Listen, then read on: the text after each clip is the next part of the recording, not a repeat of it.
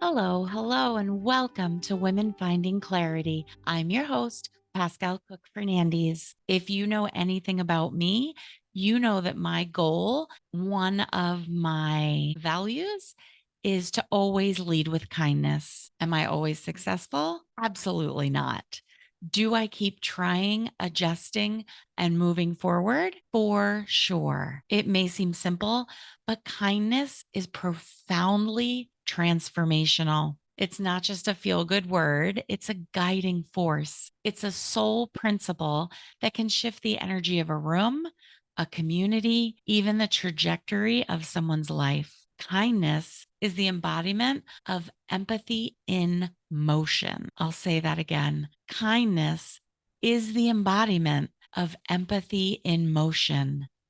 But kindness doesn't always show up as grand gestures. Sometimes it's as simple as a smile, a check in text, holding space for someone without judgment, saying, "You matter." And to be totally transparent, kindness often takes courage. It takes resilience to be kind in a world that can sometimes feel so harsh, so competitive, and very rushed. And yet, it is conscious kindness that ripples out into the world and changes lives. So today, I want to share a conversation I had with my friend Jess about her values, inclusion, empathy, and kindness. They aren't just nice ideas, but necessary practices, not just for the collective healing we all need, but for the clarity we seek within ourselves. Because when we choose to include, when we choose to empathize, and when we choose kindness, we are choosing alignment.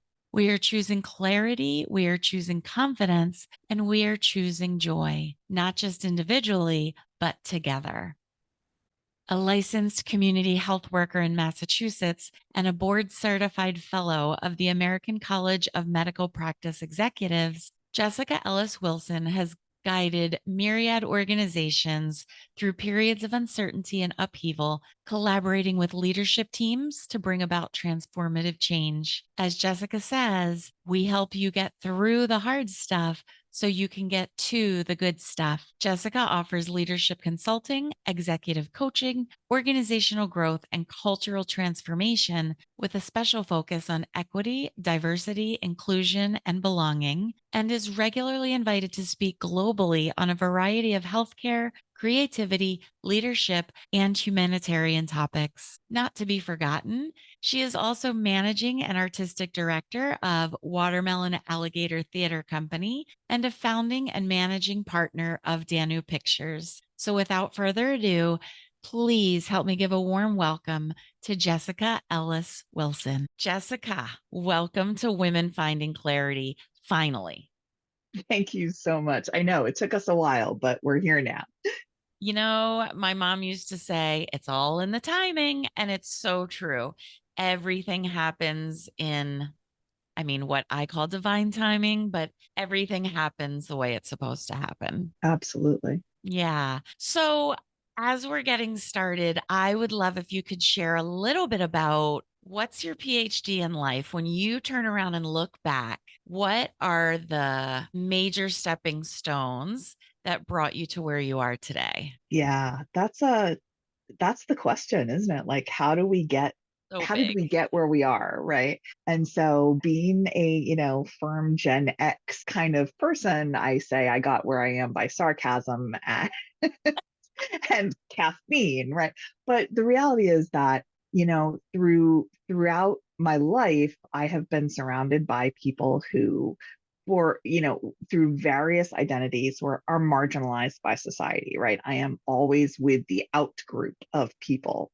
And it really made me understand what it means to have societal power and what it means to not have societal power, and what it means when we talk about our privilege in society if we identify as part of the group that holds power, how that makes our lives easier than if we do not identify as part of that group.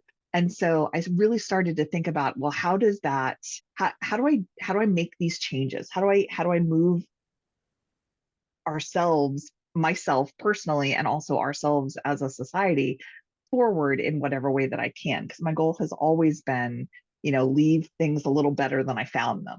Mm. That's always my goal.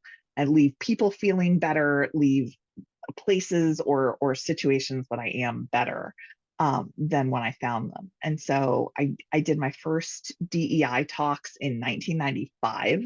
So this is not something I have come to recently. I was hired. My first job in grad school was designing what were called safe space trainings for what was then GLBT students. Wow. Training um, the faculty and the staff and the resident advisors and the student leaders how to create a welcoming and safe environment on campus um, for queer students who were facing, that was the time of Matthew Shepard, right? That was there was a lot of hate crimes happening. There was a lot of discrimination happening. And so how do we create a more welcoming environment? And we start with anti-bias trainings. And so from 1995 to now, I have always sort of done that work in some capacity. So I did it there. Then I moved to a community health center in New Bedford, and I worked with patients with HIV and AIDS at a time when antiretrovirals were just coming on the market, and physicians wouldn't see these patients, and they didn't qualify for health insurance because it was considered a pre-existing condition, and that was before Mass Health recognized it as a diagnosis. And getting people treatment and getting people getting grant funding for medications that cost literally thousands and thousands of dollars a month. And my first year as a caseworker, I lost 90% of my patients because Oh, it was a you were guaranteed to die if you got an HIV diagnosis. And then watching the evolution of that, um, and moving from specifically HIV AIDS to community health in general, and helping to build community health centers and helping to expand programs and open 340B pharmacies, which allowed better access to medications for uninsured people. And so all of that throughout my career has been, how do I get people who don't have access to something that they need, whether it's healthcare, whether it's food, whether it's access to the performing arts. I founded a theater company which is designed to be inclusive and accessible. And so we do trainings for people of all abilities and all ages. And so we work with DDS, and we work with Cape Cod CAN, which is the Collaborative Arts Network.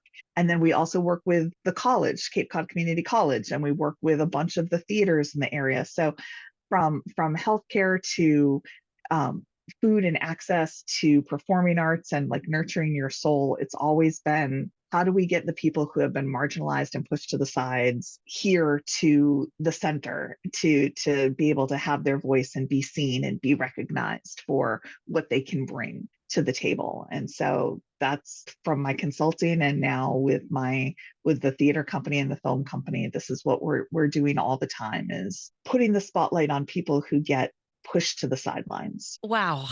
Let- Right? It makes me feel like I have to stop and take a breath to really allow all of it to land a little bit. Because when you look back and think about work that you've done and all the lives you've impacted, and back before it was, the thing to focus on, Yeah, you were focused on that. And you have touched hundreds of thousands of lives. You've improved people's lives, people that maybe you will never meet. A lot of yeah, them probably you will never meet. yeah. Sometimes every once in a while you get a story back Mhm. about something that was a touch point, but a lot of it is, it's a little bit of an overused cliche, but I say it all the time, is I am constantly planting seeds, right? I'm planting seeds. I may never circle back to that again, never know what happened, never know how it eventually all played out, but hopefully it created that ripple, and the next person, that person that it touched somebody else. That's always the goal, is how do you again, like, how do you make it a little bit better? How do you make it a Yeah. little bit better in our own imperfect way?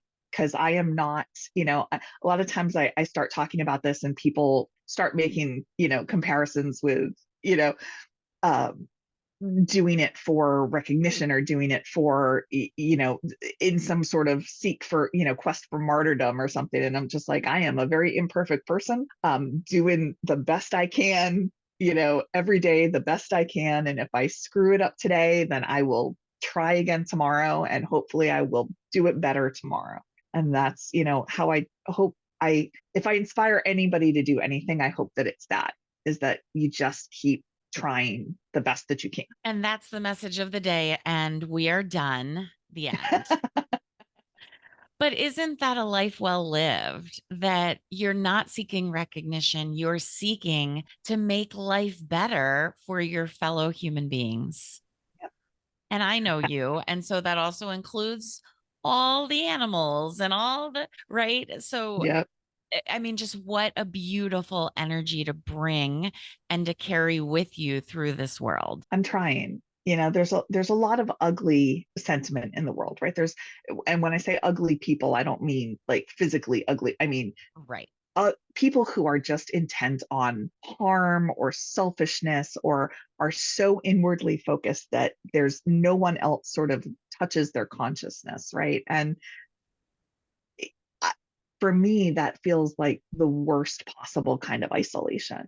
Is, if you don't interact with the world and you don't see the impact, and you're not spending your time trying to better things for everybody, not just for you, but for everybody that you can, why are we here? What's the point? And so it's always been a very big focus. And sometimes it's little things like you donate your time to the chalk festival, so that, or you point someone in the direction of volunteering, to, if you don't have all the time that you can't, you help with this, or you do a like and share and a comment on a social media post, just to get people a little more visibility. I feel like that's how I spend most of my time on LinkedIn, is reading other people's posts and going, that's really good, and just sharing that and going, go follow this person because they're really good, instead of what some people do, which is, copy and paste it into their own so they get the engagement. It's not about me, Yeah, absolutely. And when you're doing that, the authenticity of that shines through. You very much, whether it's a LinkedIn post, a Facebook post, a story someone's telling you, any kind of interaction, when you can step away from what is this, how will this benefit me, to how can I lift someone else up, people see that. It's very transparent. And so that in itself, even though you're not, really with a megaphone shouting your own praises, that's the biggest amplifier you can get, is to lift someone else first. Yeah. I mean, and not to say you shouldn't ever spend time focusing on yourself, because it's like, Yeah. I tell people, it's like being on an airplane, right? You have to make sure your own mask is affixed before assisting others. Yes. Um, but you have to find the balance, right? And for some of us, maybe the balance is a little, we should do a little more for ourselves than maybe we do. But, I was raised kind of thinking anything I did for myself was an act of selfishness, right? And so that's been unlearning a lot of that, which a lot of oldest daughters perhaps might feel that pretty keenly. But the sort of oldest child syndrome of, you have to sort of always be there for everybody else, and it's unlearning a little bit of that, and then finding the best ways that you can to uplift, and whether it's in what you're doing, or whether it's your volunteer work, or whether it's your faith, or whether it's whatever it is, that you can find ways to touch other people. And it doesn't have to cost you anything. Ideally it's your time. That's what it's costing you. It's showing up and doing things. And then if you don't have the time to show up and do things, that's where you look at, all right, well then donate money if you don't have the time, right? Right. Right. Or, you are very much this person, and I love to be this person as well. If you don't have time and maybe you don't have the extra money, be a connector. Say, Yeah. hey, I was just talking to this person the other day and I knew it was someone you needed to meet. So I'm going to Yep, send you both an email and connect you. I mean, absolutely. that's the gift that keeps on giving. Yep. Yep. I have I am blessed in my life to be surrounded by connectors, right? And some are amazingly good at it. I like to think I'm pretty good at, hey, are you aware of this resource? Hey, are you aware of these other people? Or hey, let me send this email that connects the two of you. I'm in the process of someone that I'm connected with on social media who has written a really good DEI book, trying and been turned down by publishers, trying to get them connected to a publisher. And just think, because I happen to be friends with a number of people in the publishing industry. And so it's sort of leveraging your power again to help someone who doesn't have those connections, so not waiting and leveraging it for yourself, just trusting that if you're giving somebody else a hand up, then if you get to the point where you also need a hand up, the universe kind of provides once if you've put that out into the world. I agree. I agree 1,000,000%. It's like your karma bank, Yeah. right? And Yeah. not that you're depositing into the bank for the sake of, oh, this will come back to me later, No, because then that isn't the good juju you're putting out. That is still very no. selfish with a lowercase s selfish. Yep. Um, but it is so true. You might not see it immediately, but when you need it the most, that good juju, that good karma is coming right back to you. You hope. And if it doesn't, it doesn't, there's a reason for that somewhere along the way. Yeah. But, just again, putting good out into the world and hoping that, the way I was raised was whatever you put out in the world will come back to you threefold, right? And so I don't want badness coming back threefold. And so like you want to be who you want to see in the world, right? You need to be the person. I always tell people, be the person that you needed when you were younger, the who maybe wasn't there. Maybe they were there, and then you can emulate someone, a real life example. But if you had a point in your life where you were really low and you needed a hand and there wasn't somebody there to help you, be that person for somebody else. Again, that's it. We're done. It's so very true, though. So let's kind of pull that back in and talk about how that goes towards businesses and Yeah. organizations. When a business or an organization calls you and says, Jessica, we need help here. This is what we're doing. How does all that translate into the business world? Yeah, so it translates primarily for me in terms of how organizations are led, right? Because if you lead an organization with empathy, with authenticity, with the understanding that when we are in charge, it is not our job to do all the things. It is our job to take care of the people who are doing the things.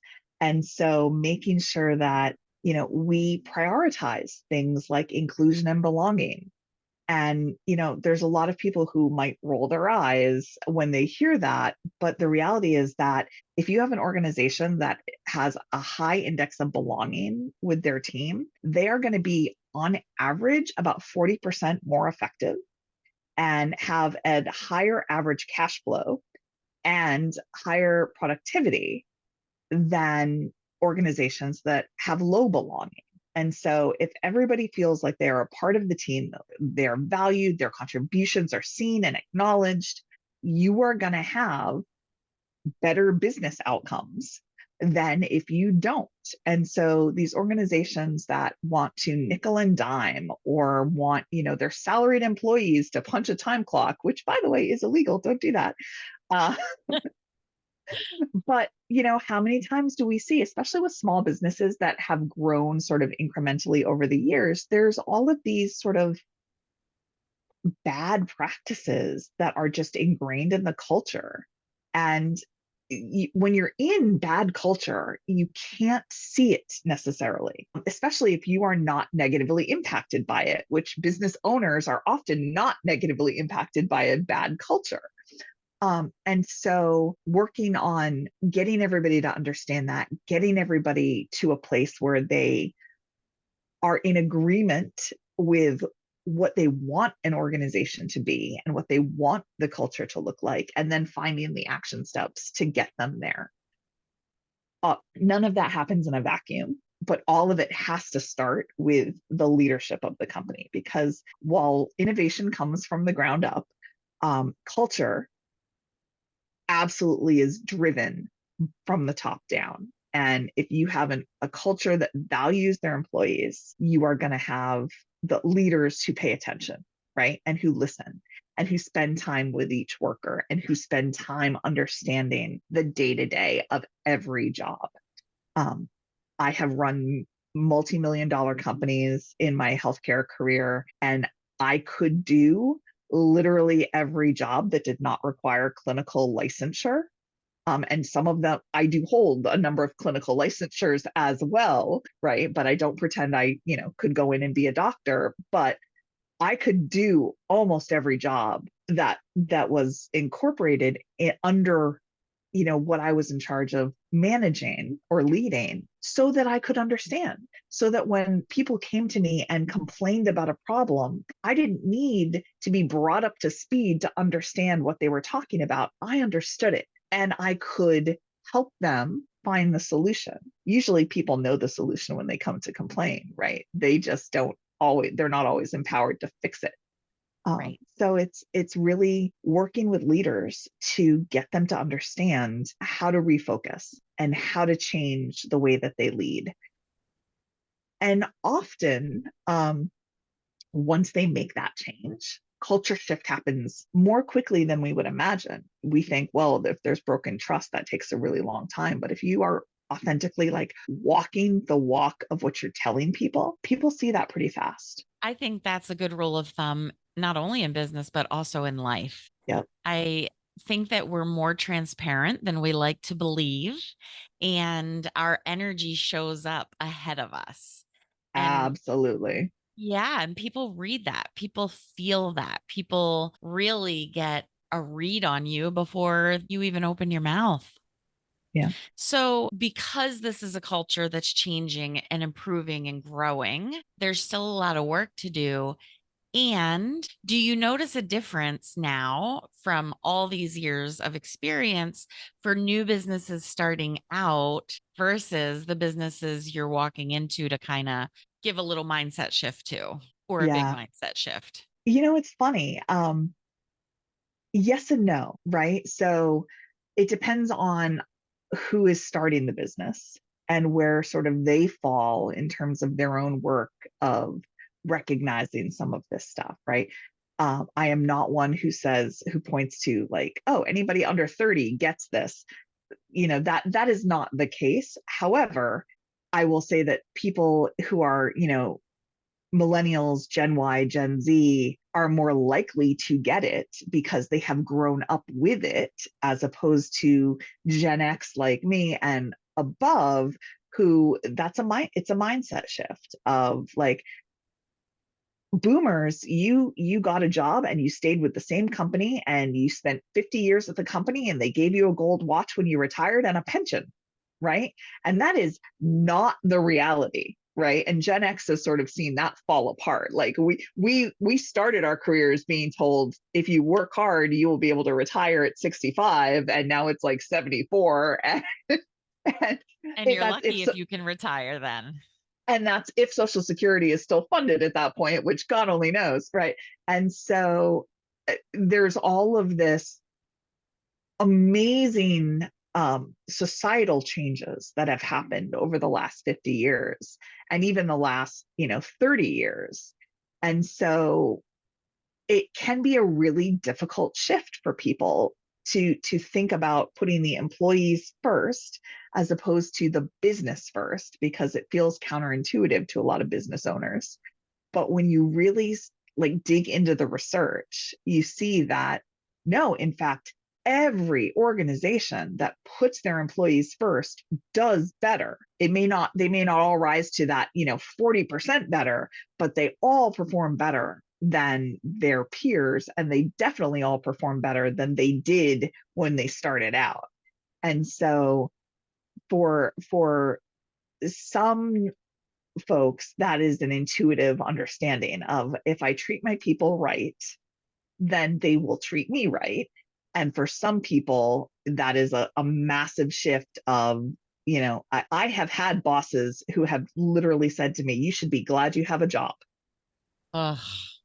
And I think, I could have a job, like I am eminently employable, right? And for, unfortunately, in our society, our healthcare is tied to our employment, and our ability to vacation and take time off, and all of these things are driven by who our employer is, as opposed to some other industrialized countries where that is much more standardized and sort of regulated in terms of what is a living wage, and how much vacation time should that be, and how much sick time should that be, and who pays you when you're sick, and all of that. Other countries, it's not necessarily tied to your employment, but tied more to an organization like Social Security.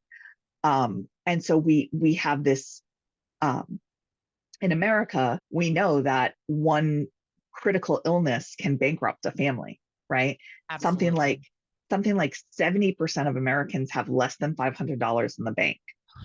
Um, that's a terrifying number, when you know that, a car accident, or an illness or an injury can literally derail everything in your life. Um, that is a fear and a precarity that is not common in other industrialized places, right? Yeah. And so there is a lot of fear for people around keeping their job and not making waves and not complaining about culture that is harmful. But as we move forward, as we move towards, hopefully, a society that is a little more caring of its people, it's my hope that some of these things will begin to come up to a level comparative to other places. We see it now with the minimum wage conversation, and the conversation about whether tipped workers should have that way lower minimum wage. Um, and just talking about, what does it really mean to take care of our employees, right? In Massachusetts, a living wage is $34 an hour. That is how much you have to make to be able to afford a one-bedroom apartment in most of the state. And it's Oh, way higher if you're like in Boston, right? But $34 an hour.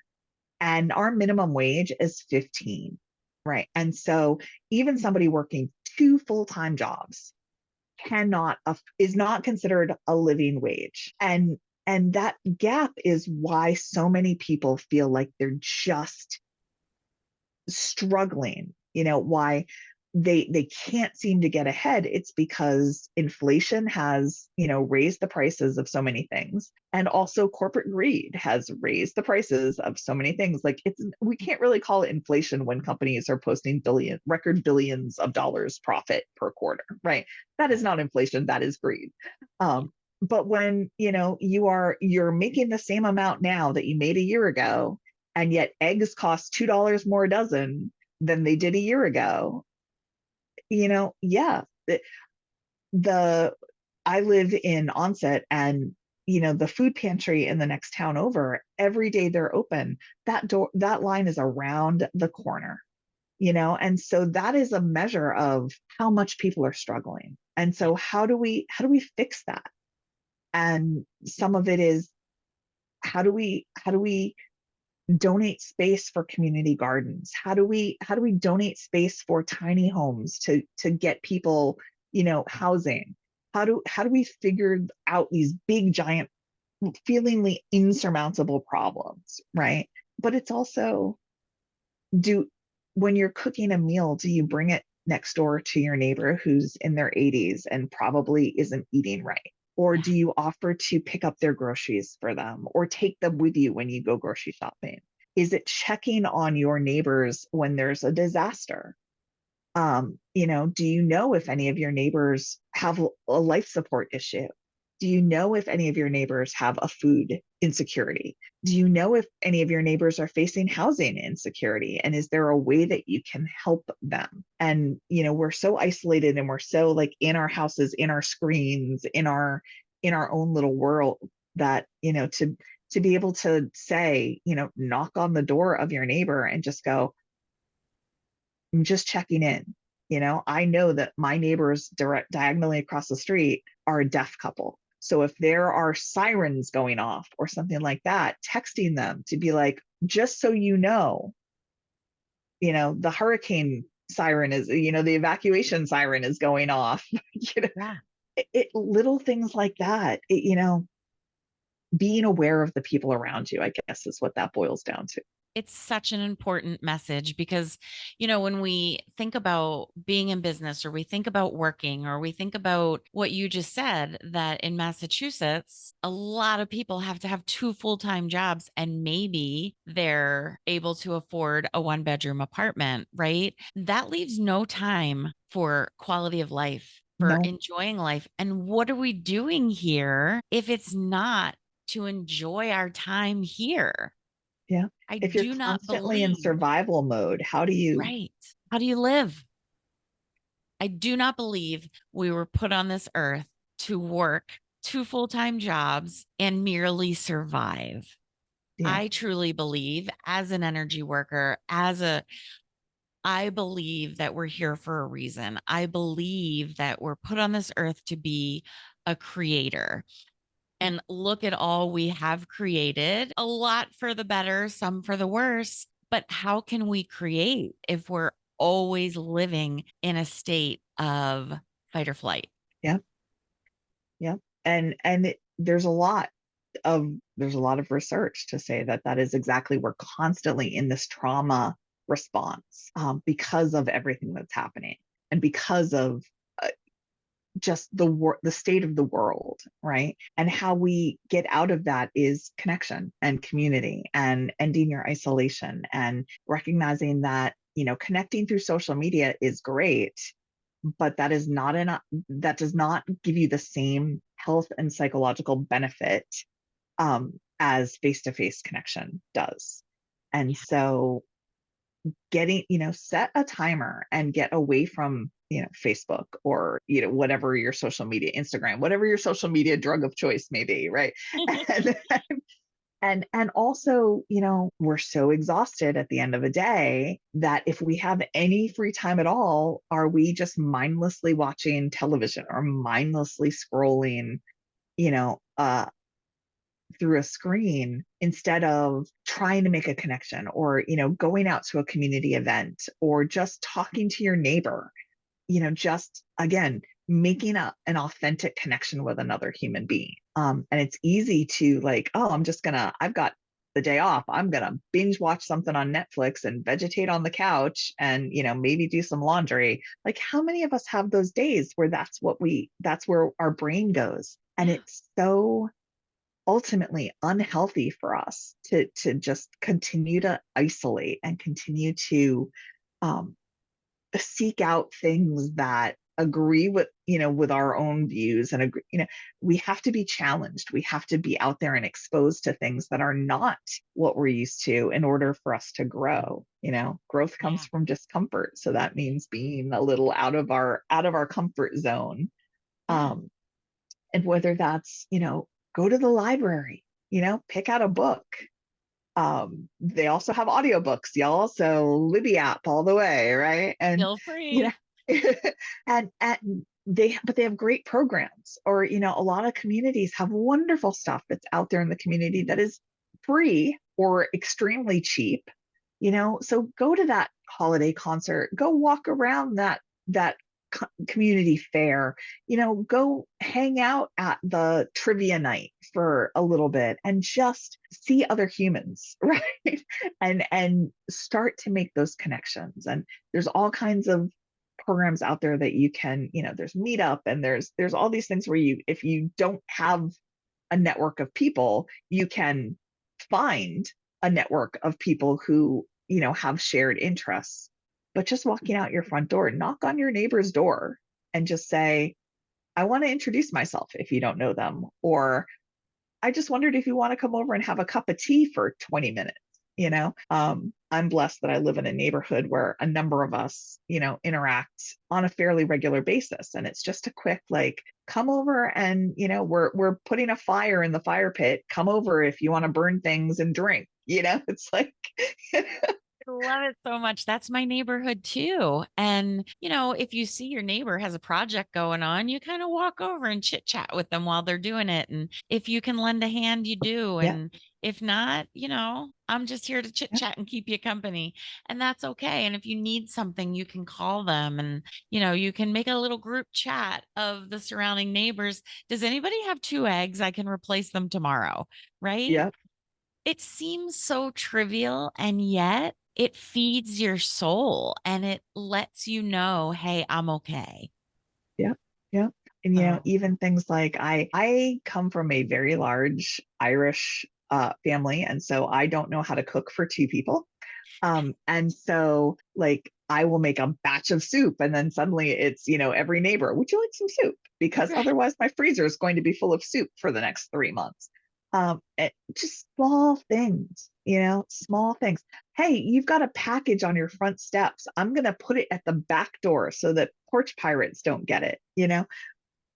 It takes so little to show care for the people around you. Yeah. Um, Little things like my schedule is such that I am home a lot of days. If it snows during the day, I go out and shovel the ice dams from the end of people's driveways so they can get in the driveway at the end of the day, because my street is not one where you can park on the street until you can get your driveway cleared. So it's little things like I love it so much. And we don't think about it. Like, there's nothing wrong with being like, oh, I'm at capacity. I need a day to just be in my comfies and sit on the couch and have some tea and watch a movie. And that's okay. that. Right. Yeah, The slippery slope is when that starts to be every day. yeah, The slippery slope is when you start to not have other human interactions beyond what's on a computer screen. And I'll be honest with you, I hate to even say the word, but since the pandemic, I feel like we're all kind of crawling and trying to get back to social interaction, to not kind of just hunkering down in our house and pulling our hoodies up over our heads, right? It's a slow process to get started, and yet one step makes all the difference. And then tomorrow it's the second step. And so maybe it is the package for your neighbor when they're not home, and you don't actually have to have a face-to-face interaction, yeah, but maybe that interaction is enough to now you see them outside, so you step outside and say hello. yeah. Just wave. Just wave and smile at people, right? Like, we are New Englanders. We are very much like, we're in our space, and like, Yes. this is my dance space. This is your dance space. Like, keep keep that. Yeah. You're They, showing they your told us Gen Xness right they now. they told us 6 feet apart, and we're like, why so close, right? Yeah. Um, but you can do as much or as little interaction as feels comfortable. And some weeks, for as much as I get paid to be in front of people all the time, right? I am a speaker, I am an actor, I am always like out in front. I am an introvert and I do not like people that much, right?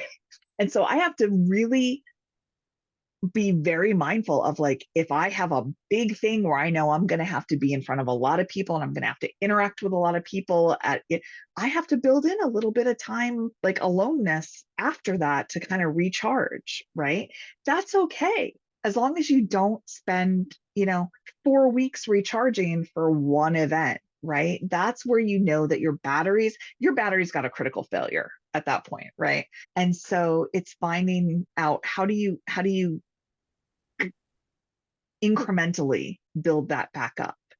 Yeah. And it can be, again, showing up at a community event. It can be waving to your neighbor. It can be, you know, going and volunteering at a community organization. It can just be going to a program at the library, Yeah. signing up for a free lecture. Some of them are on Zoom and you can interact with people, in a very limited capacity and you can still be in pajamas. Yeah. Like, And I know that if you show up at a Zoom, whatever it is, masterclass or, mhm, social event or whatever, the facilitator is thrilled to see you there. yes, yes. So you're Because doing a favor for yourself. You're also helping out the facilitator. yeah, and the organization that's running it, Yeah. who, they want to help you form community. They want to help form community around them. And I do a lot of different classes out in the community, both for, the DEI stuff that I do and also for the theater company. And, we'll have great response on social media, but when it comes to showing up in person, sometimes that's a much lower number. And so, don't think, oh God, 300 people said they're interested. I don't want to deal with 300 people. I guarantee you, like, four of them are coming to the event. And so don't let the fear of what if I do this wrong keep you from trying. And that's like good advice all the time, right?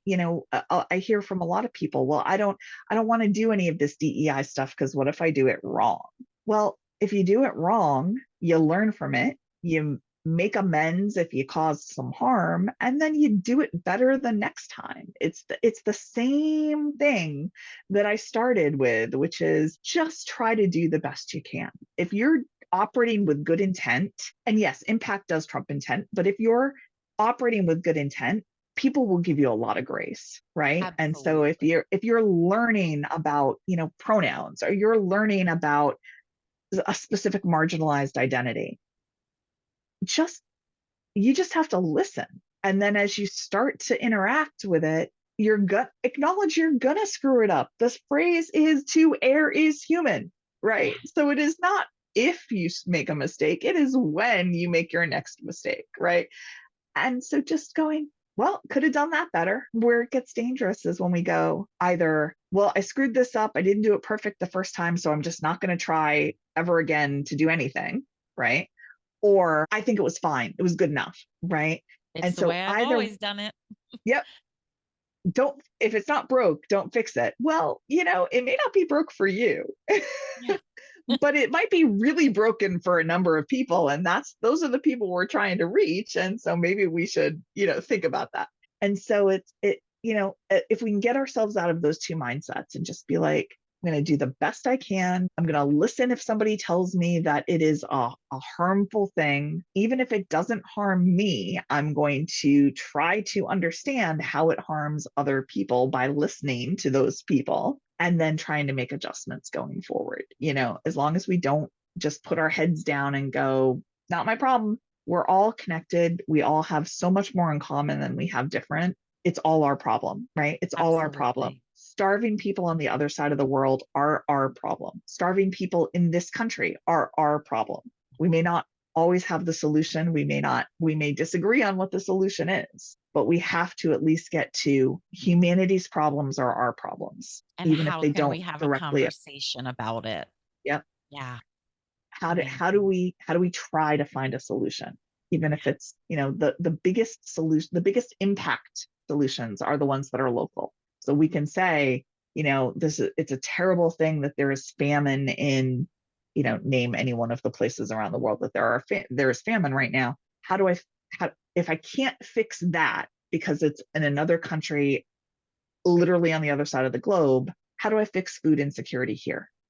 How do I fix food insecurity in my neighborhood? Or if we're lucky enough to be in a fairly affluent neighborhood, how do I fix food insecurity in my zip code or in my larger, community? How do I do that? What does that look like? Is that cooking lessons? Is that access to space, access to gardens, getting fresh vegetables into food deserts? What does that look like? You have such a beautiful heart and soul, and you're so educated and also wise. So, really, I feel like anytime we have a conversation, all of that is in the mix. There's so much wisdom and so much knowledge. And at the same time, you're bringing all your wisdom and knowledge with your heart and your soul. And that's a beautiful thing. And that's the goal. Yeah, That's the goal. So, as we're kind of wrapping it up here, do you have anything that you'd like to offer listeners?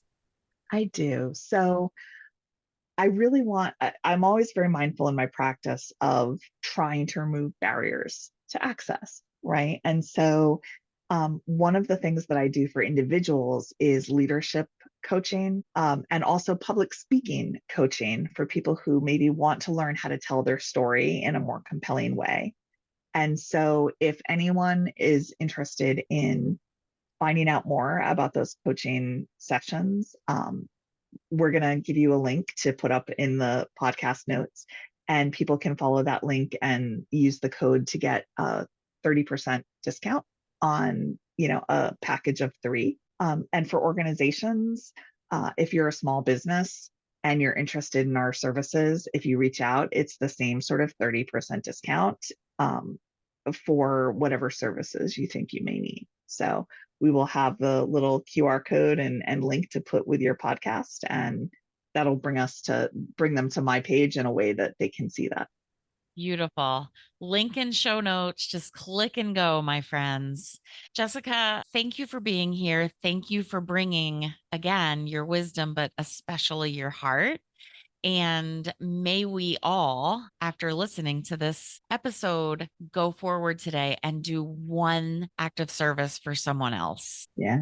Thank you so much for having me. And yeah, that's sort of my action step for everybody is do something that makes someone else feel better. You never know what someone's life is.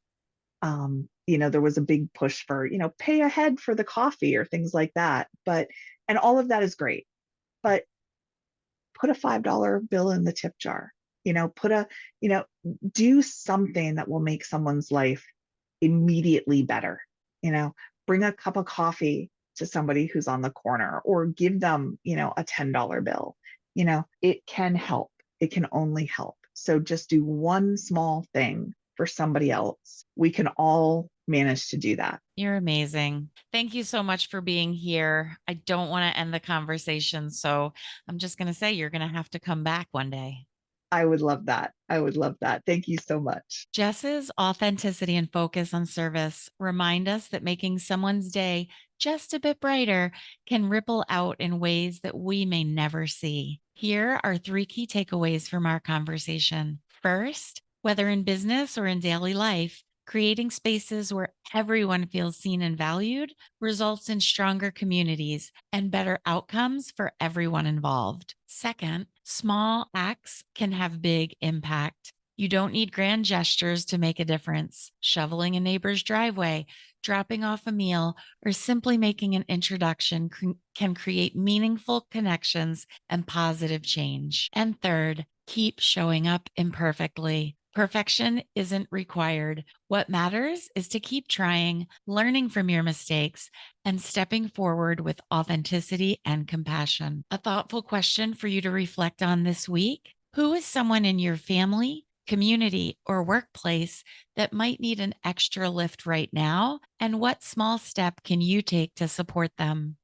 Remember, every act of kindness counts, whether it's for your neighbors, your colleagues, or a stranger. Hop over to our private Facebook group, Connection and Clarity, and share your answer to this week's question. What's one small thing you'll do to make someone's day a little brighter? As always, thank you for spending time with me. And remember, life doesn't come with a roadmap, so let Women Finding Clarity be your compass, where clarity, confidence, and joy are always within reach. Good night.